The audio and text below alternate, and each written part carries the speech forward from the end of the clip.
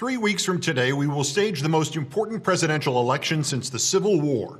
3 weeks until that election, and one candidate has spent the last 48 hours insisting there is already voter fraud happening at polling places that do not yet exist. 3 weeks until that election, which that candidate says is rigged, unless he wins, because of voter fraud, which has happened 31 times in the last 1 billion votes cast in this country.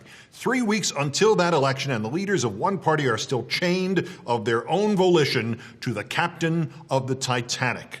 3 weeks until that election, and their candidate has shown himself more and more, hour by hour, day by day, to be manifestly unstable, sexually criminal, deranged, bigoted, and despotic. Yet, to paraphrase Winston Churchill, these so-called leaders have been given the choice between shame and loss of office. They have chosen shame. They will get loss of office later. But it is not to them I want to speak at this 3-week mark before the election. It is to those who will vote for Trump. More importantly, it is to those who may vote for Trump, to those who, bluntly, can still hear me.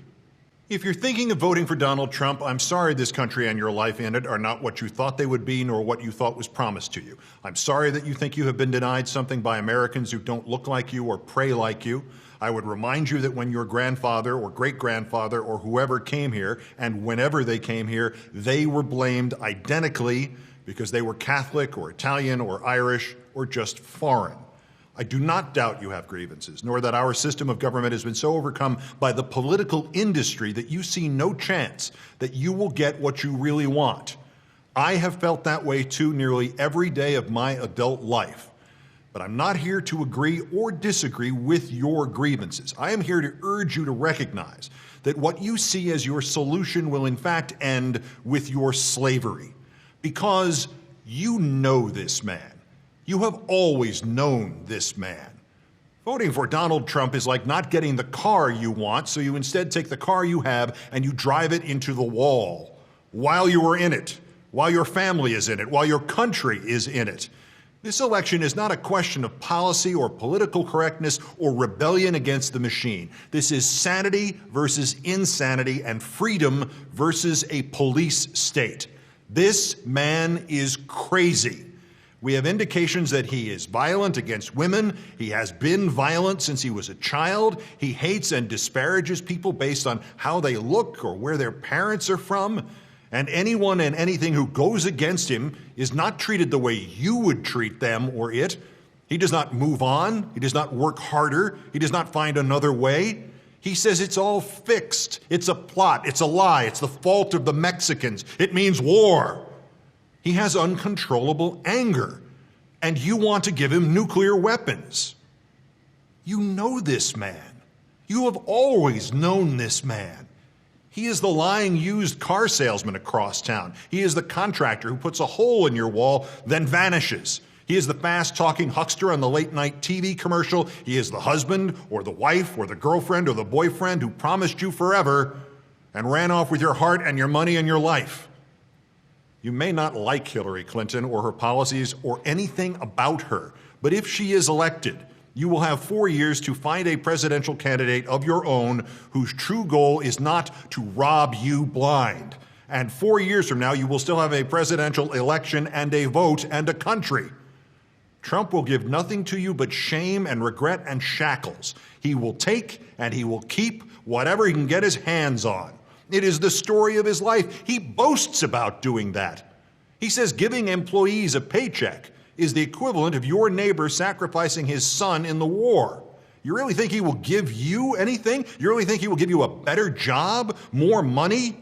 From women to business, this man is grabbed first and asked questions later, and you know that.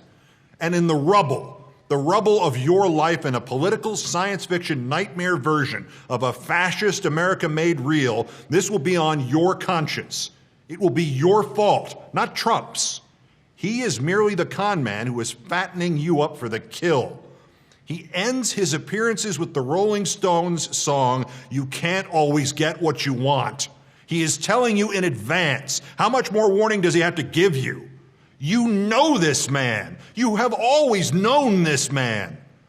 There's been a lot of time wasted on trying to understand the nature of the strategy Donald Trump has used since his profile as a potential serial sexual criminal began to emerge 2 Fridays ago. Well, there is no strategy. This is the point. This is not strategy. This is him.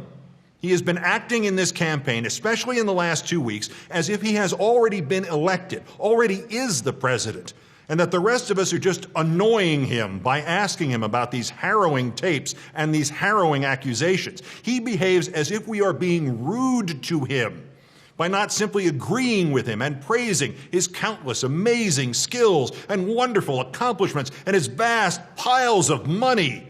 As if on your deathbed or after it, the question you will ask or that will be asked of you is, how much money did you make? Donald Trump is defending himself by claiming that his victims were too unattractive to attack. Not as some kind of political strategy, not as some kind of clever answer. He is doing this because that is who he is, and that is what he expects to be able to do as president.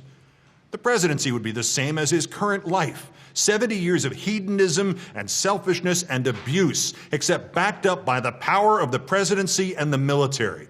He has been the dictator in his life, and now he intends to become the dictator in your life. You know this man. You have always known this man. You have seen him, and you have seen him recently. He is Bill Cosby. He is O.J. Simpson. He is Bernie Madoff.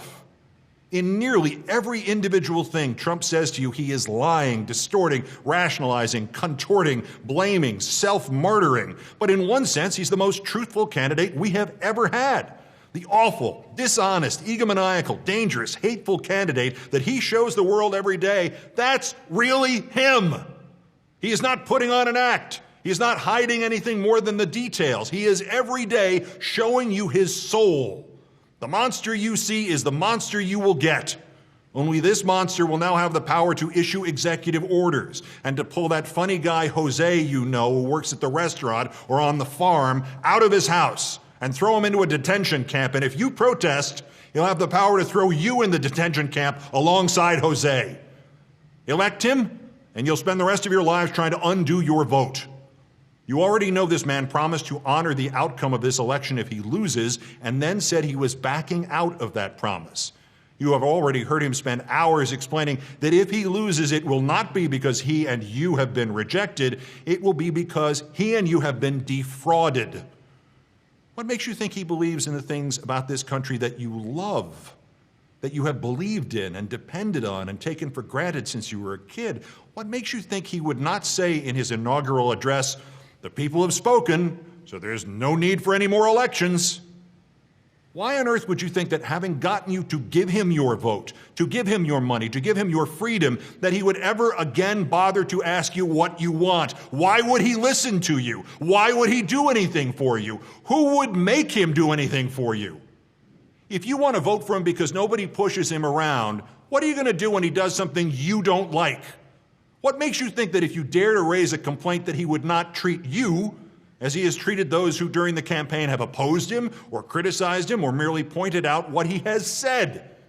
You may cheer now when the reporters at his rallies are booed and threatened. You high-five when somebody sucker punches a protester. How do you think President Trump will treat you if you feel like he's broken his promise to you? How do you think President Trump will treat you if you do not jump when he says jump? How do you think President Trump will treat you if you do not applaud when he says applaud? He has already shown you how. You know this man. You have always known this man. You know that this is the kind of man which oppressed people around the world have spent their lives trying to escape from and have lost their lives staging revolutions against. Elect him and you are signing the death warrant to your own freedoms. But even if you think he's going to lose, but you must vote for him anyway in protest, you will have still opened Pandora's box in this country, because this might be the most skilled and dangerous con man ever to rise up to try to cheat us out of the democracy you and I both cherish. But he might not be. The next one might be far worse and far more skilled. And whichever is the case, he certainly will not be the last of the con men. And when the first one finally soft sells enough of your friends to gain that sacred office of the presidency, you, as much as I, will be at his mercy. If Trump merely does well while losing this election, it will be open season for demagogues and fascists and white supremacists to try to take over this country. Your country. You have already seen it diagrammed for you. Donald Trump has shown you his math. He has gotten this far, gotten to within 3 weeks of the presidency, based on summoning hate and fear and directing it towards a group. Mexicans, Muslims, Jews, liberals, reporters, doesn't matter which group. And nothing guarantees that the next time it won't be your group. You know this man. You have always known this man.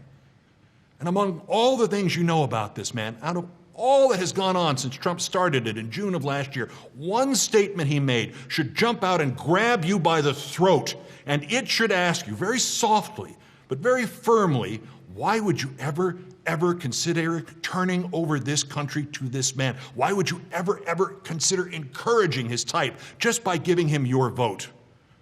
When the woman on the plane 35 years ago, Jessica Leeds, accused him of groping her, he tried to defend himself not by getting a believable witness, not by proving he was not on that flight, not by the way you would defend yourself against such a charge if it were not true and your whole life was at risk because somebody had slandered you.